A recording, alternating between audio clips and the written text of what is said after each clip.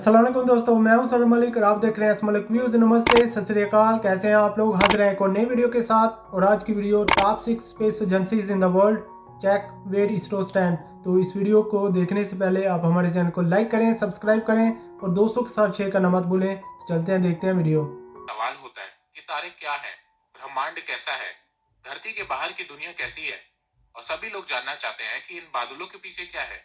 क्या अंतरिक्ष में भी कोई रहता है, या क्या वहां पर भी हम जीवन व्यतीत कर सकते हैं। 21वीं सदी के दौरान दुनिया में एस्ट्रोनॉमी के क्षेत्र में कई खोजें और कई बड़े बड़े अंतरिक्ष अभियान पूरे किए गए। मनुष्य न केवल चंद्रमा पर पहुंच गया, बल्कि मनुष्य द्वारा बनाए गए स्पेस प्रोब सौर मंडल के बाहर तक पहुंच गए हैं। एस्ट्रोनॉमी और अंतरिक्ष खोज अभियान के क्षेत्र में विश्व की कई संस्थाएं सामने आई हैं। दुनिया के बड़े बड़े वैज्ञानिक इन संस्थाओं में काम करते हैं। अभी की बात करें तो 72 देशों के पास खुद की स्पेस एजेंसी है। ओह इनमें वाह। से 14 स्पेस एजेंसी के पास हाफ लॉन्च कैपेबिलिटीज है, और केवल 6 स्पेस एजेंसी के पास फुल लॉन्च कैपेबिलिटीज है। ये संस्थाएं ऐसी हैं जो कि एक साथ कई सैटेलाइट अंतरिक्ष में स्थापित कर सकती हैं। इनके पास बड़े बड़े रॉकेट इंजन है, तथा ये संस्थाएं भारी अंतरिक्ष में स्पेस प्रोब भी भेज सकती हैं। तो नमस्कार दोस्तों, स्वागत करते हैं आपका चार्जिंग पॉइंट हिंदी में। दोस्तों, आज के इस वीडियो में हम बात करेंगे दुनिया के टॉप 6 स्पेस एजेंसी के बारे में सब कुछ। तो जुड़े रहिए आप इस वीडियो के साथ। जापान की स्पेस में रुचि की शुरुआत वर्ल्ड वॉर 2 के बाद ही हो गई थी, हम्म। पर बहुत सालों तक जापान की कोई स्पेस एजेंसी नहीं थी। फिर 1967 में जापान ने आउटर स्पेस ट्रीटी को साइन किया। फिर जापान में 3 स्पेस ऑर्गेनाइजेशन का जन्म हुआ। बाद में 1 अक्टूबर 2003 को जापान के 3 space organization, Japan Institute of Space and Astronautical Science, the National Aerospace Laboratory of Japan, National Science Development Agency of Japan merge करके Japan Aerospace Exploration Agency JAXA को बनाया गया। 1969 में जापान अपने पहले सैटेलाइट मिशन में नाकाम रहता है, पर फिर 1970 में जापान अपनी पहली सैटेलाइट लॉन्च करता है। हम्म। JAXA का नाम पूरी दुनिया के सामने तब आया जब उसने हायाबुसा मिशन को लॉन्च किया था। जापान के वैज्ञानिकों ने हायाबुसा 1 साल 2003 में लॉन्च किया था। इस मिशन का मोटिव यह था कि पृथ्वी से 30 करोड़ किलोमीटर दूर स्थित एस्ट्रॉइड राइगू के बारे में जानना और वहां से कुछ नमूने लाना था। इस अभियान के दौरान हायाबुसा 1 ज्यादा नमूना नहीं ला सका, पर इसके बावजूद किसी एस्ट्रॉइड से पृथ्वी पर नमूने लाने वाला हायाबुसा 1 पहला अभियान बना था। हायाबुसा 1 का 7 साल का लंबा अभियान 2010 में समाप्त हो गया। उसके बाद JAXA ने हायाबुसा 2 मिशन 2014 में लॉन्च किया, और ये हम्म। मिशन लगभग पूरी तरह से कंप्लीट हो गया है। हायाबुसा 2 ने इस बार एस्ट्रॉइड राइगू से बहुत सैंपल लिए हैं, और अब वो वापस पृथ्वी के लिए रवाना हो चुका है, और माना जा रहा है कि दिसंबर 2020 तक वो वापस धरती पर आ जाएगा। वैज्ञानिकों का मानना है कि एस्ट्रॉइड सौर मंडल विकसित होने के शुरुआती समय में ही बन गए थे। जापान अब ह्यूमन स्पेस प्रोग्राम पे काम कर रहा है, रीयूजेबल लॉन्च व्हीकल्स पे काम कर रहा है, और एक ह्यूमनॉइड रोबोट को मून पे भेजने पर काम कर रहा है, और साथ में 2025 तक मून मैन मिशन पे काम कर रहा है। यूरोपियन स्पेस एजेंसी की स्थापना 1975 में हुई थी। ये एक इंटर गवर्नमेंटल ऑर्गेनाइजेशन है जिसमें यूरोप के 22 देश आते हैं। ऑस्ट्रिया, बेल्जियम, चेक रिपब्लिक, डेनमार्क, इस्तोनिया, फिनलैंड, पूरा यूरोप फ्रांस, आ गया। Germany, Greece, Hungary, Ireland, Italy, Luxembourg, Netherland, Norway, Poland, पुर्तगाल, रोमानिया, स्पेन, स्वीडन, स्विट्जरलैंड शामिल है। यूएसए का हेडक्वार्टर पेरिस में है, और 2020 में इसका बजट $7.43 बिलियन है। ओह वाह। यूरोपियन स्पेस एजेंसी ने बहुत से प्रोग्राम किए हैं, जैसे कि 2005 का वीनस मिशन, 2004 का रोसेटा मिशन। इस मिशन में कॉमेट 67P को एक्सप्लोर किया गया था। मार्स मिशन, कुरॉट स्पेस टेलीस्कोप जैसे मिशन शामिल हैं। इस समय यूरोपियन स्पेस एजेंसी अंतरिक्ष में एकत्रित हुए मलबे को उठाने के लिए 2025 में दुनिया का पहला स्पेस जंक कलेक्टर तैयार कर रही है। इस मिशन का नाम क्लियर स्पेस 1 दिया गया है। 4 हाथों वाला रोबोट इस मिशन को पूरा करने हम्म। में अहम भूमिका निभाएगा।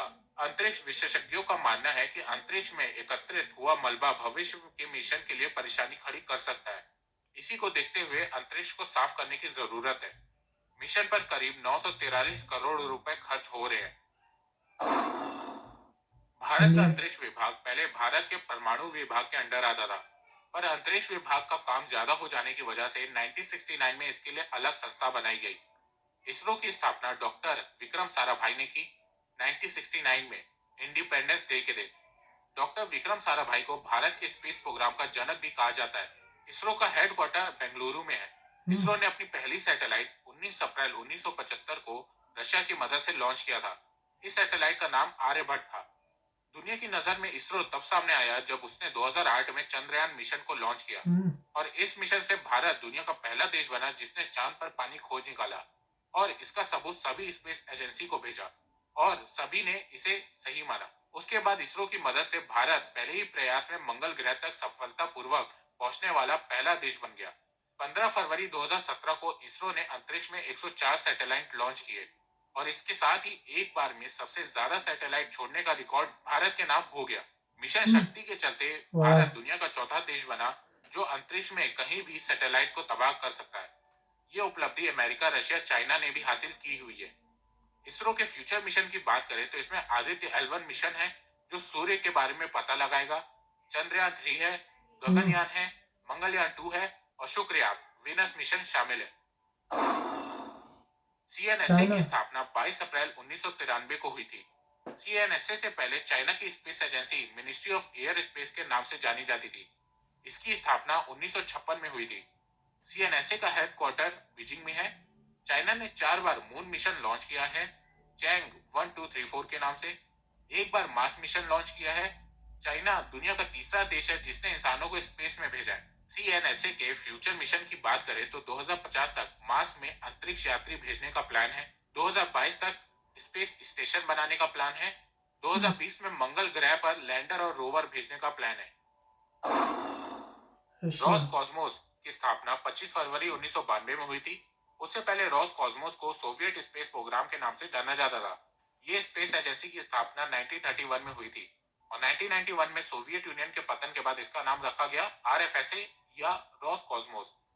अपने इतने सालों के इतिहास में रॉस कॉस्मोस ने बहुत सी उपलब्धियां अपने नाम की हैं, जैसे दुनिया की पहली इंटरकॉन्टिनेंटल बैलिस्टिक मिसाइल, दुनिया की पहली सैटेलाइट, पृथ्वी की कक्षा में पहला जानवर शामिल है, अंतरिक्ष और पृथ्वी की कक्षा में पहला मानव, अंतरिक्ष और पृथ्वी की कक्षा में पहली महिला, पहला स्पेस वॉक, पहला मून इम्पैक्ट, चंद्रमा की सबसे दूरी की छवि और मानव रहित लूनर सॉफ्ट लैंडिंग, पहला स्पेस रोवर, चांद की मिट्टी का पहला नमूना को पृथ्वी पर लाना और पहला स्पेस स्टेशन शामिल है।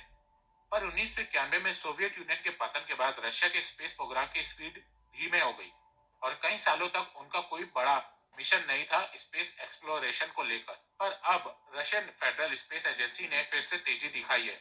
रॉस कॉस्मोस के फ्यूचर मिशन की बात करें तो इसमें Mars mission, robotic space program mission शामिल है। नासा दुनिया की सबसे बड़ी स्पेस एजेंसी मानी जाती है। नासा ने स्पेस के क्षेत्र में बड़े से बड़े मुकाम को हासिल किया है, फिर भले ही वो चंद्रमा पर जाने की बात हो या मंगल पर। नासा की खोज का पूरी दुनिया लोहा मानती है। नासा से पहले अमेरिका के पास NACA national advisory committee for aeronautics हुआ करती थी, जो अंतरिक्ष के मामलों में सलाह या फैसला दिया करती थी। उसके बाद 1958 में अमेरिकन प्रेसिडेंट ने नासा की स्थापना की। माना जाता है कि यह स्थापना 1957 में सोवियत यूनियन द्वारा लॉन्च किए गए पहले आर्टिफिशियल सैटेलाइट के जवाब में की गई थी। अमेरिका की हर $1 की कमाई में $0.005 नासा में जाता है। नासा पर हर साल लगभग $19 अरब खर्च होता है। अपनी स्थापना के बाद ही नासा ने अपनी पहली सैटेलाइट एक्सप्लोरर 1 का सफल प्रशिक्षण किया था। नासा ने अपनी स्थापना के सिर्फ 11 साल बाद इंसान को चांद पर उतारने में कामयाबी हासिल की। 20 जुलाई 1969 को अमेरिकी अंतरिक्ष यात्री नील आर्मस्ट्रॉन्ग और एडविन ने पहली बार चांद पर कदम रखा और वहां अमेरिकी झंडा गाड़ा। पायनियर 10 1972 और पायनियर 11 1973 में लॉन्च किए गए 2 सैटेलाइट थे। ये सौर मंडल के सबसे फोटोजेनिक दिग्गज सैटेलाइट थे, जिसने जुपिटर और सैटर्न की यात्रा करी। पायनियर के कुछ समय बाद नासा ने वॉयगर 1 और वॉयगर 2 को लॉन्च किया। उन्होंने जुपिटर और सैटर्न के बारे में कई महत्वपूर्ण खोज की, जिसमें जुपिटर के चारों ओर के छल्ले और उसके चंद्रमा की खोज शामिल है। वॉयगर ने यूरेनस के लिए भी दुनिया की सबसे पहली उड़ान भरी। इसने वहां पर 10 नए चंद्रमा की खोज की और नेपट्यून की भी जानकारी एकत्रित की। नासा के सभी मिशंस में हबल स्पेस टेलीस्कोप को दुनिया भर में सबसे अधिक फेम और मान्यता प्राप्त है। इसकी तस्वीरों ने हर रोज लोगों को खुद को ब्रह्मांड को और अधिक जानने के लिए विवश कर दिया है। इस समय NASA Star Trek style warp drive पे काम कर रहा है। जिससे अंतरिक्ष में यात्री सिर्फ 2 वीक में अल्फा सेंचुरी, मतलब जो सूर्य का दूसरा सबसे निकटतम स्टार है, उसके पार पहुंच जाएंगे। नासा का फ्यूचर मिशन में एक मिशन 2030 तक इंसानों को मंगल ग्रह में पहुंचाना है। 2024 तक नासा वापस से इंसान को चांद पर भेजना चाहता है, पर इस बार साउथ पोल वाले इलाके में, जहां अब तक कोई भी नहीं गया है। इन तमाम स्पेस एजेंसी के अलावा एक और स्पेस एजेंसी है जिसने दुनिया भर में बहुत खलबली मचा के रखी है अपने फ्यूचर मिशन से, और वो स्पेस एजेंसी है स्पेस एक्स। स्पेस एक्स एक प्राइवेट स्पेस एजेंसी है जो कि अमेरिकन है। 21वीं सदी की स्पेस रेस में अमेरिका और रूस जैसे बड़े खिलाड़ियों के साथ साथ अब चीन और भारत जैसे नए खिलाड़ी भी मैदान में हैं, और अब बहुत सी प्राइवेट स्पेस एजेंसी भी इस रेस में शामिल होने को तैयार है, जो भविष्य में मुकाबले को और ज्यादा रोचक बनाएंगे। अगर आप चाहते हो तो मैं डिटेल से हर एक स्पेस एजेंसी के बारे में वीडियो बना सकता हूँ, पर कौन सा पहले बनाऊं वो कमेंट के लाइक पे डिपेंड होगा। इसरो पे ऑलरेडी वीडियो बना चुका हूँ, लिंक डिस्क्रिप्शन में मिल जाएगी। साथ में आई बटन और एंड स्क्रीन में भी वीडियो दिख जाएगा। तो दोस्तों, अगर आपको ये वीडियो पसंद आए तो आप इस वीडियो को लाइक कीजिए, आप इस वीडियो को सभी के साथ शेयर कीजिए, और जो लोग नए हैं इस चैनल में वो ईमानदारी से इस चैनल को सब्सक्राइब करिए। सो गाइस, वीडियो देखी, बहुत ही ज़बरदस्त वीडियो थी, मुझे अच्छी लगी इसलिए कि इंडिया की जो स्पेस एजेंसी है इसरो इसमें शामिल है, और वो भी ऐसे वैसे नहीं। इंडिया ने जो किया, इसरो ने पूरी दुनिया को हिला के रख दिया। जब ये चांद पे गए, पहली दफ़ा पहुंच जाना बहुत बड़े एजाज़ की बात। इंडिया के पास ये रिकॉर्ड है, और उसके बाद 104 सैटेलाइट, वो भी इंडिया का रिकॉर्ड। तो जो कंट्रीज़ पहले से चांद पे पहुँचे हैं वो बहुत ज़्यादा अमीर कंट्रीज़, और ये कंट्रीज़ जो हैं पहले से आज़ाद हैं। इनके पास पैसा था, इनके पास बहुत ज़्यादा टाइम था। आप देखें 1947 में तो इंडिया आज़ाद हुआ, तो उसके बाद कितने साल बनते हैं। अमेरिका 300 साल से आज़ाद है। रशिया सोवियत था, उसके बाद से रशिया हज़ारों साल से है। चाइना भी इसी तरह, और यूरोपियन यूनियन। तो आप देखें इनके पास पैसा भी था, इनके पास वसाइल थे, हर चीज़ थी। आप देखें इंडिया इतना ज़्यादा अमीर कंट्री था, इंडिया का जीडीपी पूरी दुनिया के जीडीपी से ज़्यादा था। और जो गोरा अंग्रेज़ ने क्या किया कि सारा पैसा लूट के इंडिया से ले गए। जब आज़ाद हुआ तो जो लोग मसलत किए हम पे, जो लोग इंडिया में हुक्मरान आए, पाकिस्तान में आए, उन्होंने अपने बच्चों का सोचा, उन्होंने बहुत ज़्यादा हुकूमत की, पैसा बनाया, करप्शन, उस पर कोई कंट्रोल ही नहीं किया। तो तरक्की कैसे करना था कंट्री ने। आप एग्री करें, डिसएग्री करें, आप मुझे गालियाँ निकालें, मगर हकीकत यही है कि बहुत ज़्यादा करप्शन की वजह से प्रायोरिटीज़ नहीं थी जो हमारे लोग थे। अब जाके इंडिया में इतना ज़्यादा काम हो रहा है, तो बहुत ही ज़बरदस्त। मैं तो यही कहूँगा कि इसरो ने जो किया वो सबसे ज़बरदस्त किया, इंडिया का नाम रोशन किया। तो ये एक अच्छी वीडियो थी, मुझे बहुत ज़बरदस्त लगी। मैं किसी और एजेंसी की बात ही नहीं करता, इसलिए कि उन्होंने तो जो अचीवमेंट्स की, मगर जो इंडिया ने किया वो बहुत ही यूनिक और बहुत ही ज़बरदस्त काम किया। तो ये थी हमारी आज की वीडियो। आपको हमारी वीडियो कैसी लगी? अगर आपको हमारी वीडियो अच्छी लगी तो आप हमारे चैनल को लाइक करें, सब्सक्राइब करें, और दोस्तों के साथ शेयर करना मत भूलें। तो मिलते हैं नेक्स्ट वीडियो में। अल्लाह हाफिज़।